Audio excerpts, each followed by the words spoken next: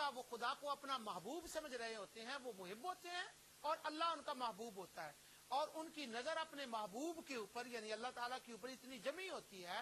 کہ وہ جب وہ بیان کرتے ہیں وہ کہتے ہیں ہم کچھ نہیں ہیں، بس سارا کچھ وہ ہے، ہمارے پلے کچھ نہیں ہے، سارا کچھ وہ اسی کے پاس ہے، ہمیں تو کچھ خبر ہی نہیں ہے، ہماری خبر تو اسی کو ہے۔ اب جب وہ مقام نیاز پر اور محب ہونے کے سٹیج پر کھڑے ہوتے ہیں تو وہ یہ گفتگو کرتے ہیں ہم اپنے نفع نقصان کے مالک نہیں ہیں، ہم تو ارے بابا کسی کا تو کیا کچھ کرنا، ہم تو اپنا خود بھی کچھ نہیں سنوار سکتے، ہم تو اپنے بیوی بچوں کا بھی کچھ نہیں سنوار سکتے، بس ہمارا کرنے والا تو وہی ہے۔ یعنی وہ محبت میں ڈوبے ہوتے ہیں اور مقام محب پہ کھڑے ہوتے ہیں اور مقام نیاز پہ کھڑے ہوتے ہیں، اس کی نظر محبوب کے اوپر ہوتی ہے، وہ سب کچھ اسی کو بتا رہے ہوتے ہیں۔ اور حضور سیدنا غوث پاک رضی اللہ تعالیٰ عنہ کی الفتح الربانی دیکھ لیں، دیگر صوفیہ کی کتابیں،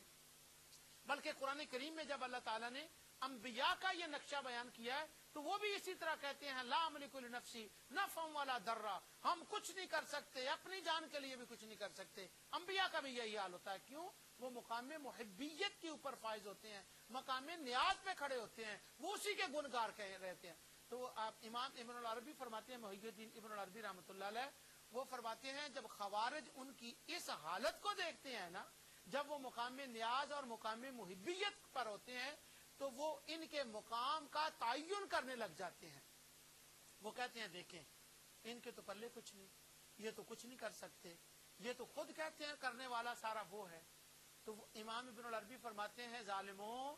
ان کے مقام کا تعین اس وقت نہ کرو جب یہ مقام نیاز پہ کھڑے ہیں، جب یہ مقام ابدیت پہ کھڑے ہیں، جب یہ سراپا جز انکساری بنے ہوئے ہیں، یہ نہیں۔ ان کا مقام دیکھنا ہو تو اس وقت دیکھو جب یہ اس مقام پہ کھڑے ہوتے ہیں جس کا اللہ فرماتا ہے یحبہم، میں ان سے محبت کرنے لگتا ہوں، یہ میرے محبوب ہوتے ہیں۔ جب یہ مقام محبوبیت پہ کھڑے ہوتے ہیں اور پھر یہ اپنا مقام خود نہیں بتاتے، پھر رب ان کے مقام بتاتا ہے کہ پھر رب ان کے بارے میں فرماتا ہے کہ میں وہ ہوں کہ میں ان کے ہاتھ بن جاتا ہوں، میں ان کے کان بن جاتا ہوں، حتیٰ کہ میں ان کے پیر بن جاتا ہوں۔ پیر، حالانکہ پیر کو حقارت کی نظر سے دیکھا جاتا ہے، یہ لوور مقام ہے، لیکن لوور مقام اس حال میں ہوتا ہے جب محبت کا مقام ہوتا ہے، اس میں یہ لوور نہیں ہوتا۔ تو اللہ فرماتا ہے ان کی شان پوچھنی ہے تو مجھ سے پوچھو، میری بولی کو سنو، میں ان کے بارے میں کیا کہہ رہا ہوں۔ سبحان اللہ۔ ابن العربی رحمۃ اللہ علیہ تعالی کی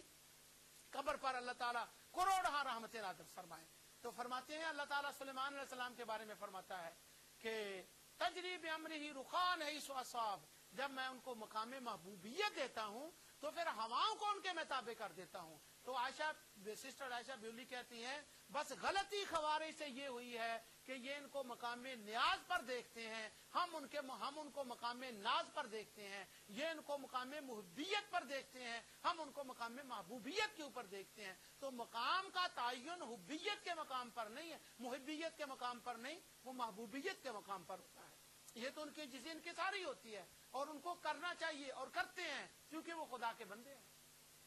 سبحان اللہ۔ تو اگر ان کو دیکھنا ہو تو ان کا مقام کیا ہے، تو پھر عسا ان جب آسا کا ربو کا مقام محمودا، خدا فرماتا ہے کہ یہ وہ میرا بندہ ہے جس کو میں مقام محمود عطا کروں گا۔ تو یہ وہ ان کا مقام بتا رہا ہے۔ تو بس یہ کنفیوزنگ ہے، دعا کریں، میں بھی نور ٹی وی پر بیٹھ کر دعا کرتا ہوں، اگر دنیا بھر کے خوارج ایس ابن العربی کے نقطے کو سمجھ جائیں تو خدا کی قسم اٹھا کر میں کہتا ہوں دنیا سے اختلاف ختم ہو جائے، فرقہ وریت ختم ہو جائے، یہ جہادی ختم ہو جائے، سب کچھ ٹھیک ہو جائے، بس اس نقطے کو سمجھنے کی بات ہے۔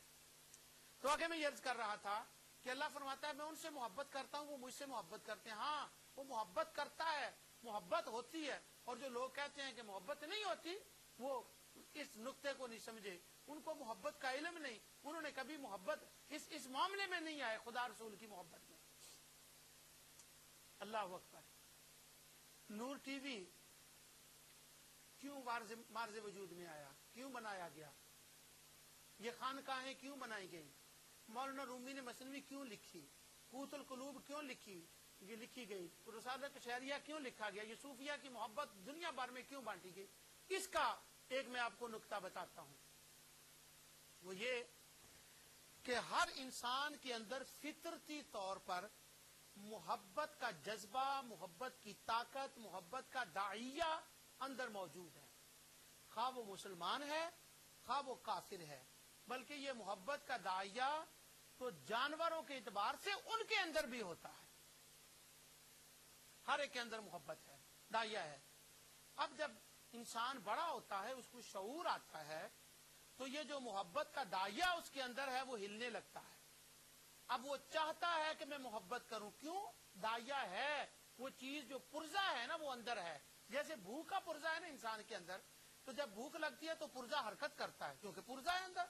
وہ ایک پارٹ ہے جو اس کے اندر ہے۔ اسی طرح محبت کا بھی ایک پارٹ ہے، وہ حرکت میں آتا ہے کہ میں کسی سے محبت کروں۔